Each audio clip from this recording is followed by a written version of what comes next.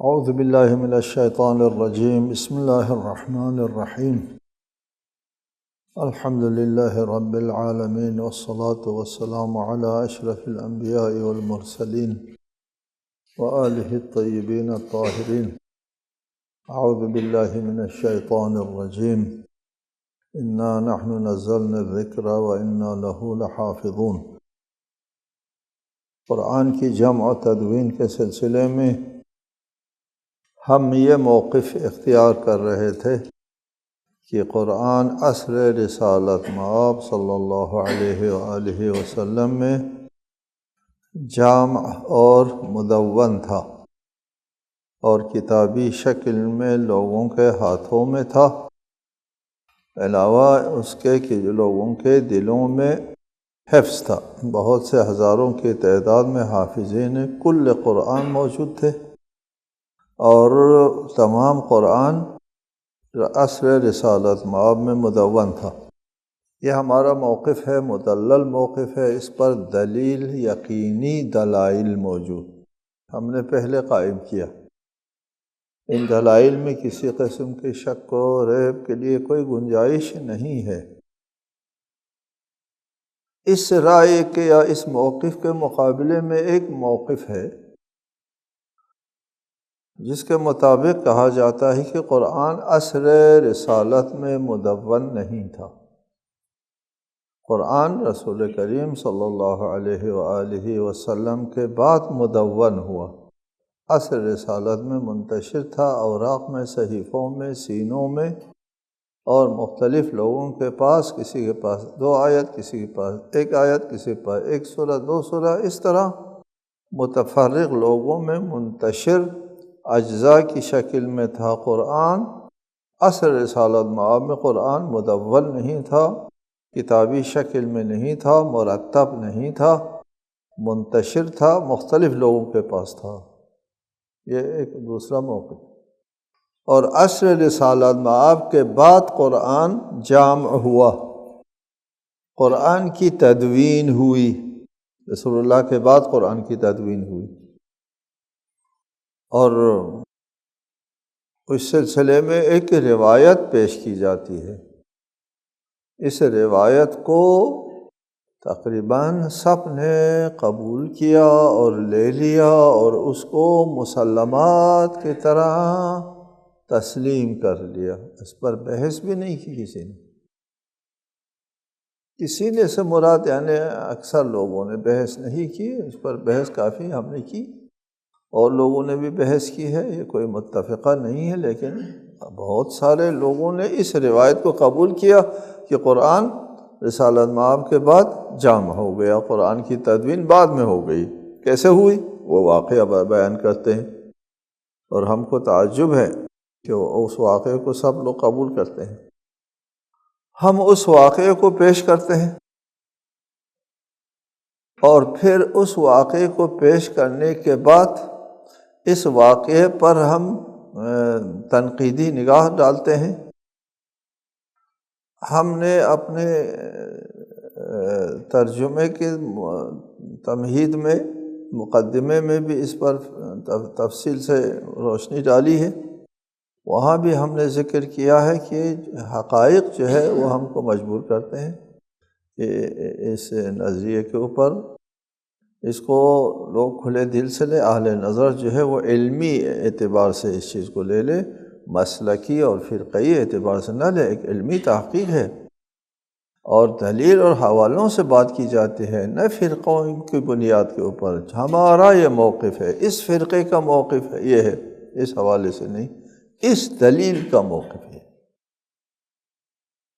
ایک دلیل نہیں، متعدد شواہد اور یقینی دلائل کا یہ موقف ہے، نہ مسلک کا موقف۔ اب یہ روایت جو ہے وہ خواہ اس کو جس مسلک نے بھی قبول کیا، قابل قبول نہیں ہے، ہم اس کو ذکر کرتے ہیں اور ان کے اوپر ہم بحث کرتے ہیں۔ اس بحث کو کھلے دل سے علمی انداز میں سننا چاہیے اور لینا چاہیے۔ واقعہ یہ ہے، مشہور واقعہ ہے، کہا جاتا ہے کہ جنگ یمامہ میں متعدد قاریان قرآن شہید ہوئے تو ان کی شہادت کے بعد حضرت عمر نے حضرت ابوبکر سے کہا کہ اس جنگ میں بہت سے قاریان قرآن شہید ہو گئے ہیں، مجھے ڈر ہے کہ اگر دیگر جنگوں میں بھی یہی ہوتا رہا تو قرآن کا ایک معتدل بھی حصہ ضائع ہو جائے گا۔ چنانچہ حضرت عمر نے ایک بار نہیں کئی بار تاکید کی ہمیں قرآن جمع کرنا چاہیے۔ خود حضرت ابوبکر کہتے ہیں فلم یزل عمر یراجعنی، عمر بار بار جو ہے وہ میری طرف رجوع کرتے رہے۔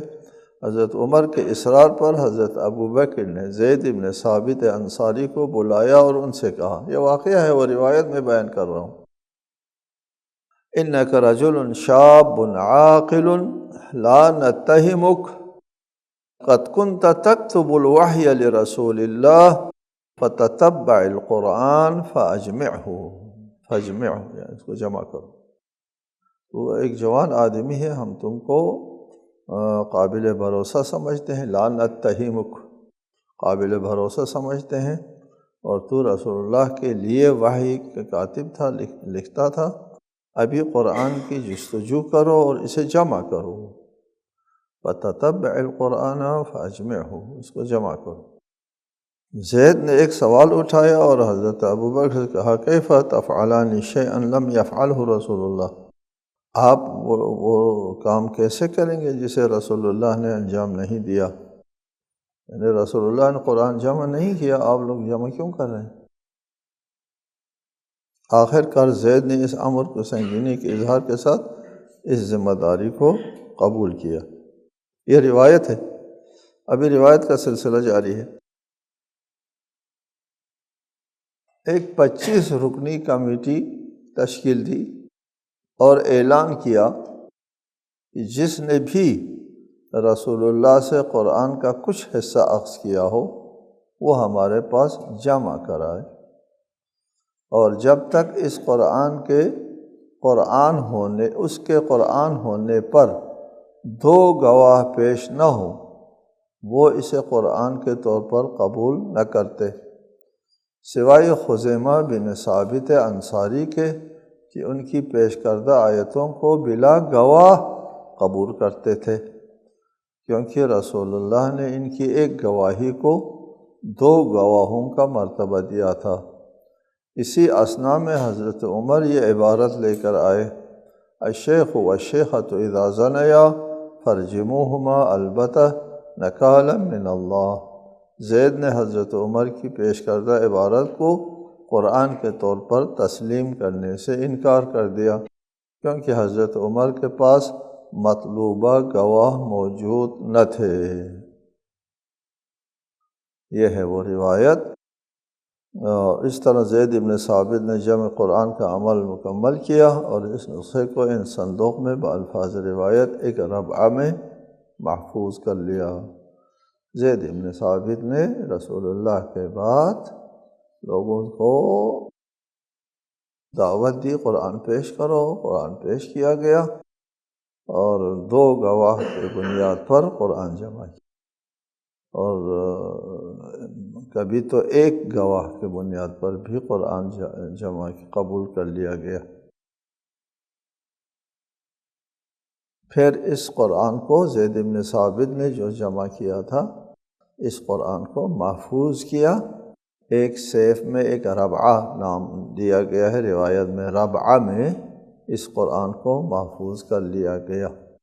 دیگر روایات سے معلوم ہوتا ہے کہ یہ قرآن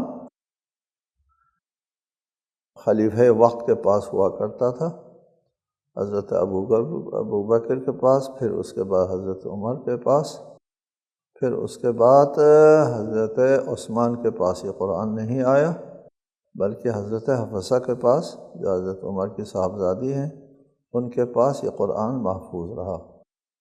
جب عصر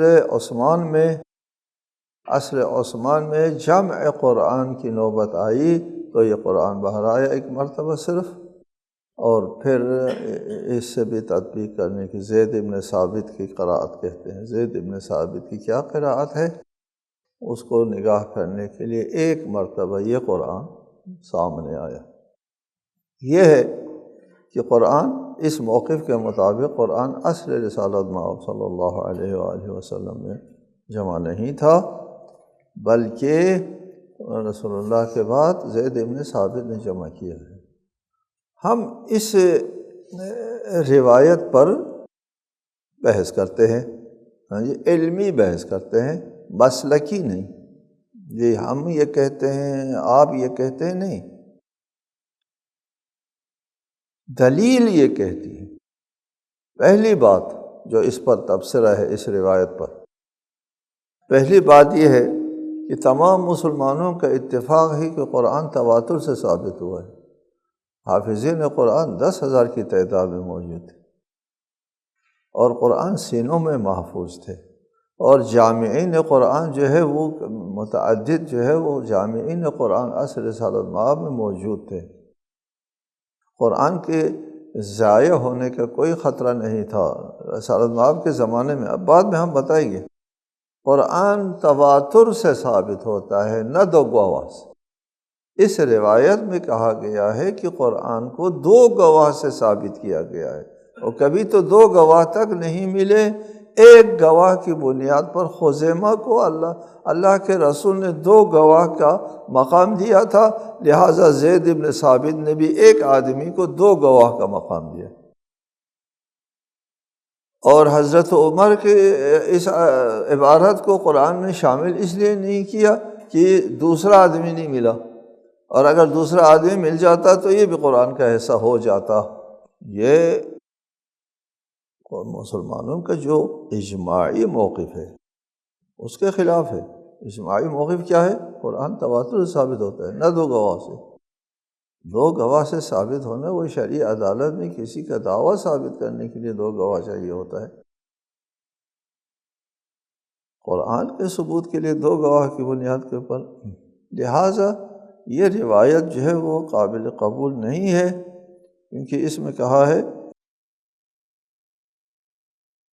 کہ 2 گواہ کی بنیاد پر جو ہے وہ ثابت کیا ہے۔ دوسری بات، اس روایت میں یہ کہا گیا کہ قرآن کے ضیاع کا خطرہ ہے، قرآن ضائع جانے کا خطرہ ہے۔ یہ حافظین قرآن جو ہے وہ شہید ہوتے جا رہے ہیں، اور اگر اسی طرح جو ہے وہ شہید ہوتے گئے اور قرآن جو ہے وہ ختم ہو جائے گا، ضائع ہو جائے گا۔ اس پر ہم یہ تبصرہ کرتے ہیں کہ قرآن کے ضیاع کا اصلاً کوئی خطرہ نہیں تھا۔ یہ بات درست نہیں ہے کہ قرآن ضائع ہونے کا خطرہ ہے۔ پہلے بھی ہم نے کہا ہے حافظین قرآن جو ہے وہ ہزاروں کی تعداد میں موجود۔ اس زمانے میں دیگر قرآنی نسخوں کی ہم نشاندہی کرتے ہیں۔ اس زمانے میں زید بن ثابت کے زمانے میں، یعنی حضرت ابوبکر کی خلافت کے زمانے میں، پہلے ہم نے کہا تھا عصر رسول کے زمانے میں قرآن جمع کرنے والے جو ہے کون لوگ ہیں، کتنے قرآنی نسخے وہ موجود تھے عصر رسول میں۔ لیکن عصر حضرت ابوبکر کے عصر میں دیگر قرآنی نسخے موجود تھے لوگوں میں۔ اسلام پھیل چکا تھا ادھر عراق میں بھی اور دیگر علاقوں میں بھی، چنانچہ دمشق میں ابی بن کعب کا مصحف مشہور ہو گیا تھا، کوفہ میں عبداللہ بن مسعود کا قرآن جو مصحف کہتے تھے اس زمانے میں، عبداللہ بن مسعود کا مصحف رائج تھا، اور بصرہ میں ابو موسیٰ کا مصحف مشہور تھا، رائج تھا۔ اور چنانچہ اس زمانے میں بعض لوگوں نے قرآن کے لیے نام بھی الگ سے، دیباج القرآن، لباب القلوب کے نام سے نام بھی دیا گیا تھا، الگ الگ جو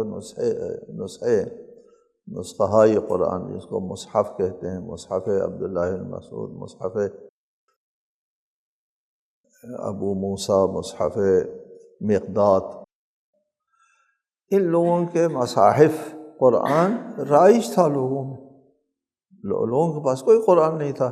جب زید بن ثابت سے قرآن جمع کرایا جا رہا تھا تو اس کا مطلب یہ ہوا نا کہ کوئی قرآن لوگوں کے ہاتھ میں، چونکہ قرآن جمع ہی نہیں ہوا، قرآن کتابی شکل میں نہیں ہے، لہٰذا امت کے پاس کوئی قرآن نہیں تھا، اس کا مطلب یہ ہوتا ہے۔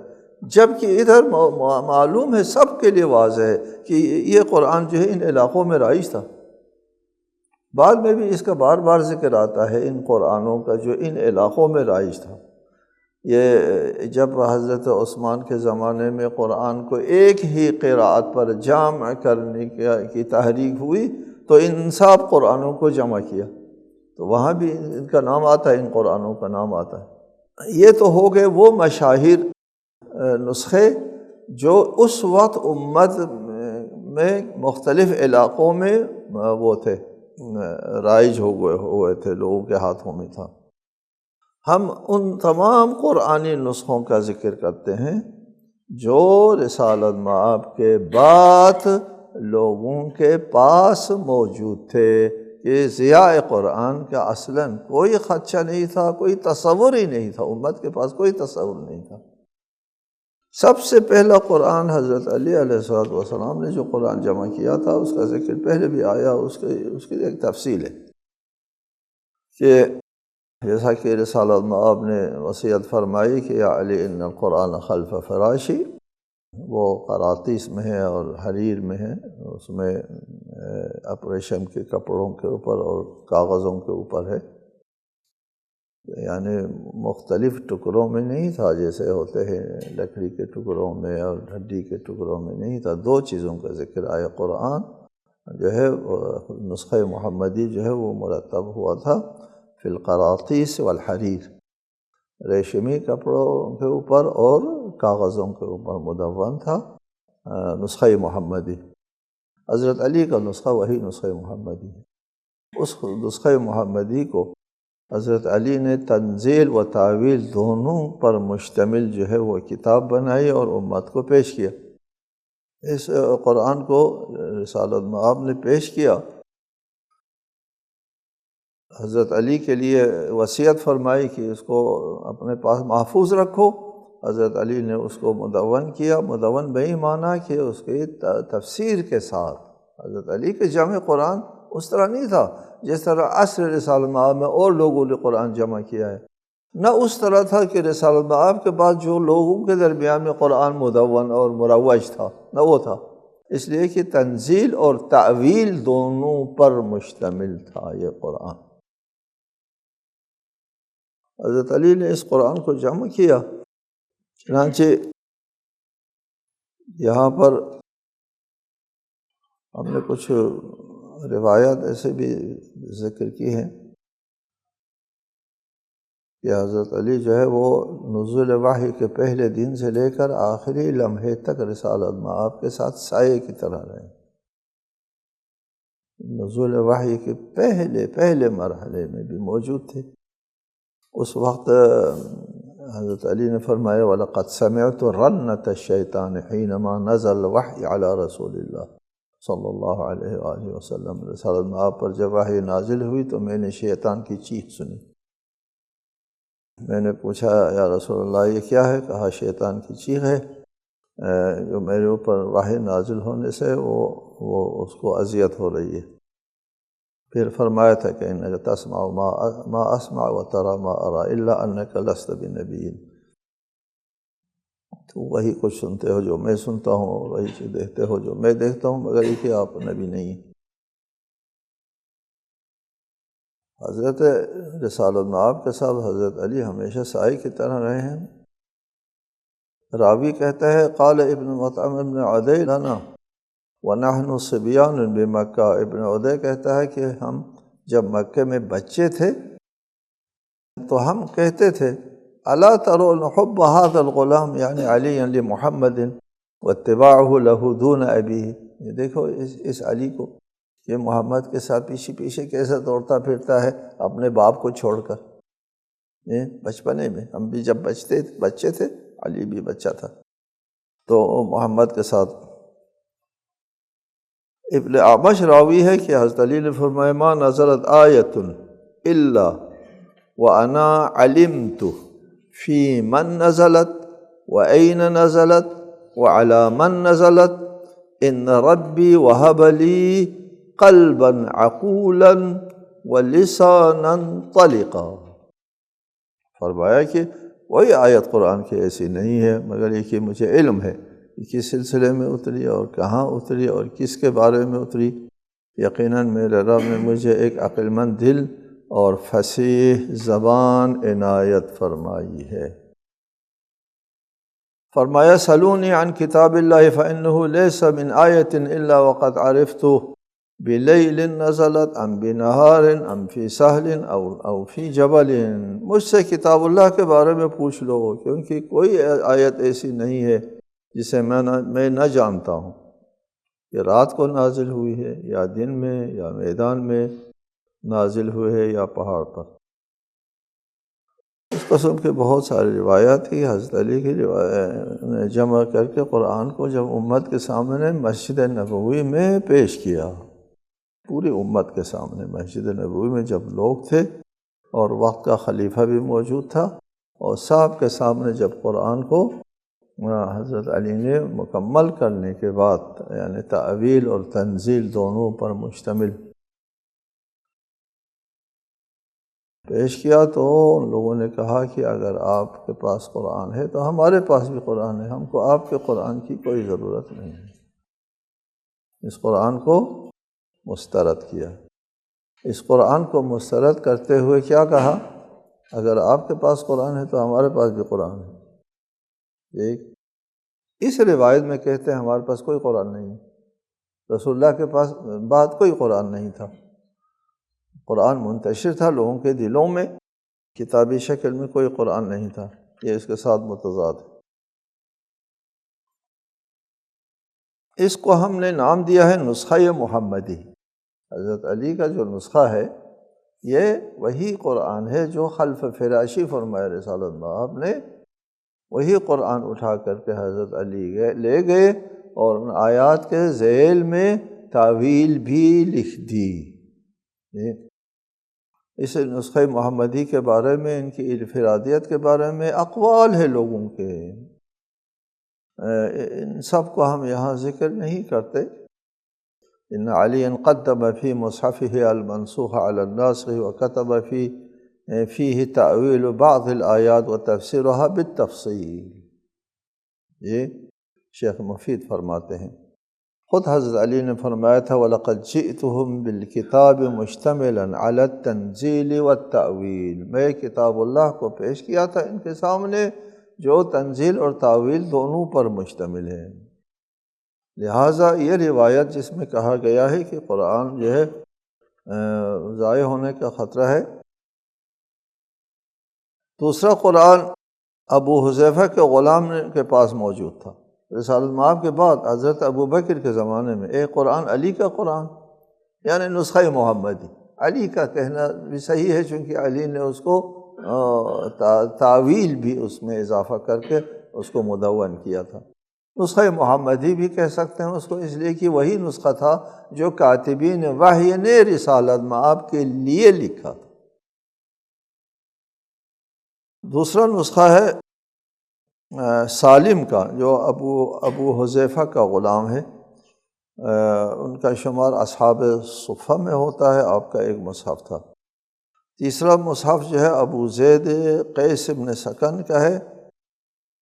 مالک ابن انس کہتے ہیں کہ انہوں نے رسول اللہ کے زمانے میں ہی قرآن جمع کیا تھا، لیکن ہم اس کو عصر رسالت مآب کے بعد میں ذکر کر رہے ہیں۔ معاذ ابن جبل چوتھا، معاذ ابن جبل ان کا مصحف شام اور حمص میں شہرت رکھتا تھا، یہ عصر خلفاء میں۔ ورقہ بنت عبداللہ کا ایک قرآنی نسخہ موجود تھا، سعد ابن عبید کا ایک نسخہ موجود تھا، یہ چھٹا نسخہ ہے۔ یہ عصر رسول کے جامعین میں بھی ہے، وہ عصر رسول کے بعد میں بھی یہی قرآن موجود تھا۔ ابی ابن کعب، ان کا لقب سید القراء اور کنیت ابو المنظر، اور اسلام پر قبول پڑھنے سے پہلے ان کا شمار علماء یہود میں ہوتا تھا اور کتب عہدین پر عبور تھا۔ ان کا مصحف صورتوں کی ترتیب کے اعتبار سے دوسرے مصاحف سے مختلف تھا۔ ابی ابن کعب کا قرآن رسالت مآب کے بعد لوگوں میں رائج تھا۔ عبداللہ ابن مسعود، یہ چھٹے شخص جنہوں نے اسلام قبول کیا، اسی لیے انہیں سادس الستہ کہا جاتا ہے۔ اسلام قبول کرنے میں 6 درجے کے اوپر فائز ہے۔